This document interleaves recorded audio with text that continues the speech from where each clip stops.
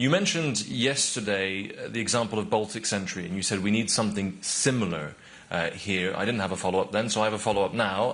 Could I ask you, are you planning a broader response to protect critical infrastructure like that Polish rail incident, which the Polish Foreign Minister just said was designed to injure, if not kill people? Thank you. Yeah. Thank you.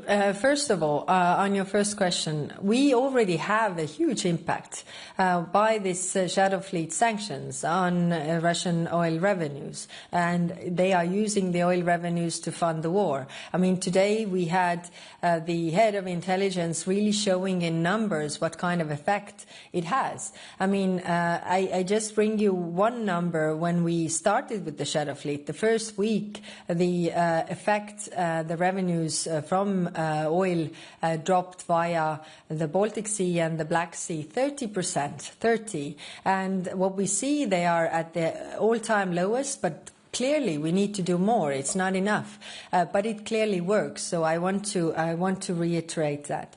Now, on the protection and infrastructure, it's clear that infrastructure under the sea or the trains or all the infrastructure that we have, it requires a lot of effort to protect it along the way. So what are we doing? We are, of course, proposing new sanctions, but we also, share the best practices how to tackle the online recruitment, because today we discussed also this. Who are those who are committing this? These are usually petty criminals that are bought off, to do these sabotage acts on behalf of others, and to really tackle that, and that is a national competence. But because some countries have more experience with that than the others, then to share the best practices and to really be vocal about this, that all these petty criminals cannot get away with this. If there are, I will not bring you all the examples that I have in my mind to save time, but clearly we can tackle this if we go via the online recruitment and how they work with those people who are actually committing the crimes. Mm-hmm. Right. Yeah.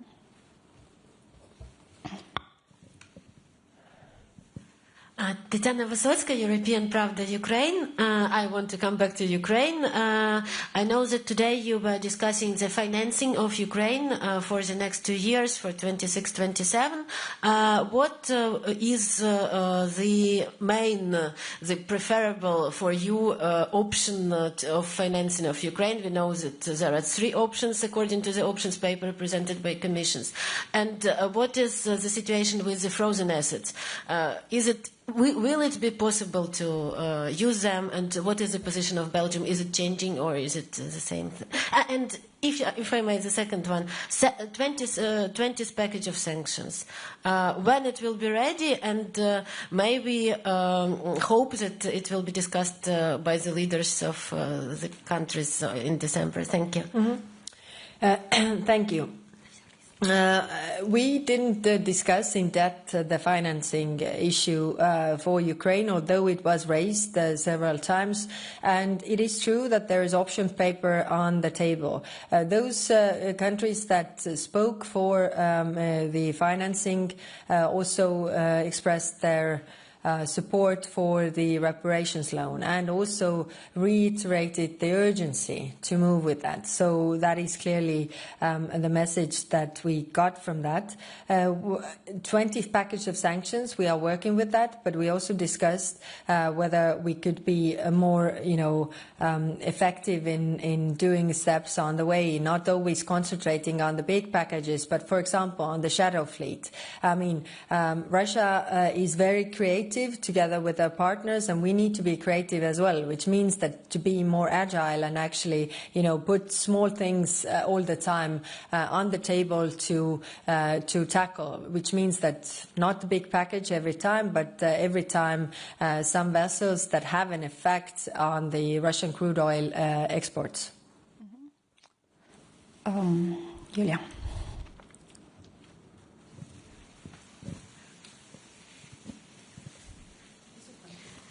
Julia Sarivan, Journal TV, Republic of Moldova.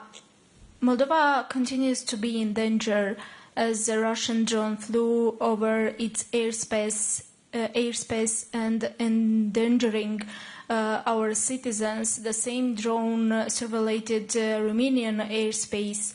And also a note of protest was delivered to the Russian ambassador in Chisinau, but notes of protest doesn't help us and doesn't protect our citizens.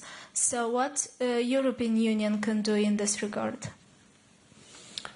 Thank you. Via the European Peace Facility, we are supporting Moldovan armed forces also to defend Moldova. So we are trying to do in that regard what we can do. Thank you. Thank you. Andrew.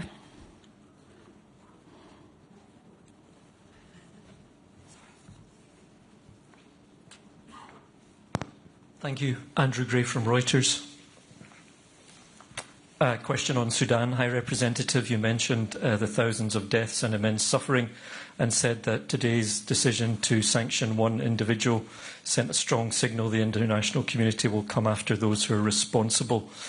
But is the international community, and specifically the EU, ready to go after those who are responsible for supplying the weapons that allows this suffering to happen?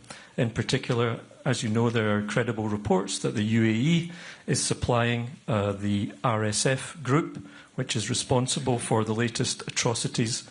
Or is this a case of EU double standards where you will sanction countries that supply weapons to Russia, but not countries that supply weapons to an African militia which is accused of genocide?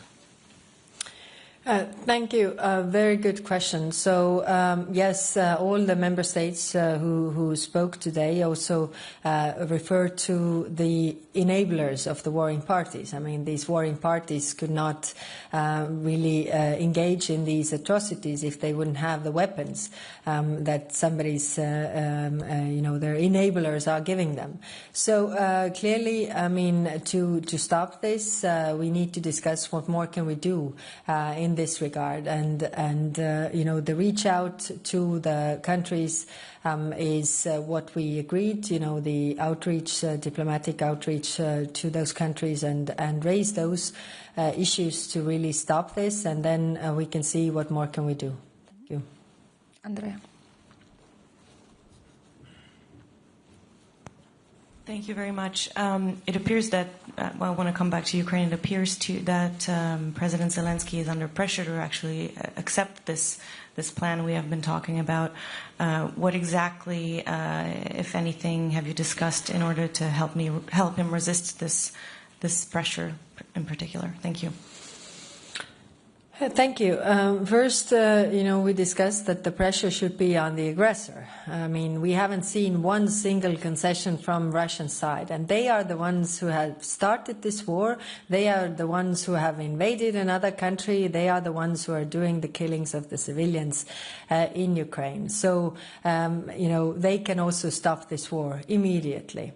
And that's why, our approach is to put the pressure on the aggressor to really stop this. And this is the messages that we are conveying also to our other partners around the world. We also, the discussions regarding reparations loan is also about, helping Ukraine to defend itself and sending a clear signal to Russia that they can't outlast Ukraine. Nuruddin. Nuruddin Fridi from Al Arabiya. Madam High Representative, responding to Prince Mohammed bin Salman, President Trump announced last night that the United States is going to work with the Quad parties to try to put an end to the war in Sudan. What is your reaction to that? And my specific question is related to what has been said about the individual who has been sanctioned. My question is, why it is only one, who is Abdurrahim Doglu? He's one of the three brothers who are leading the RSF. I guess your services knows them. And these three are on the top of the organization. they have the financial arm, they have the political leadership, etc., etc. Why it is not the whole leadership to be targeted in the sanction? Thank you. Thank you. First, on the peace, we welcome all meaningful peace efforts that are made, that the human suffering will stop in Sudan. So, of course, America has also leverage over those parties. So hopefully this produces results. On your other question, I actually, I haven't been personally working on the personal sanctions, so I can't answer your question right now, but I will return. I mean, the overall understanding was that we should do more in order to stop this war. Thank you. Thank you, Angela, and then Thomas. In the back, sorry. Thank you. Angela Mauro, Post Italy. Good evening, High Rep. This morning you were asked if EU officials participated in the elaboration of transplant for Ukraine, and you replied that as far as you know, no EU official participated. At the end of this day, did you have time to check, and can you tell us exactly if you think and if you know if any EU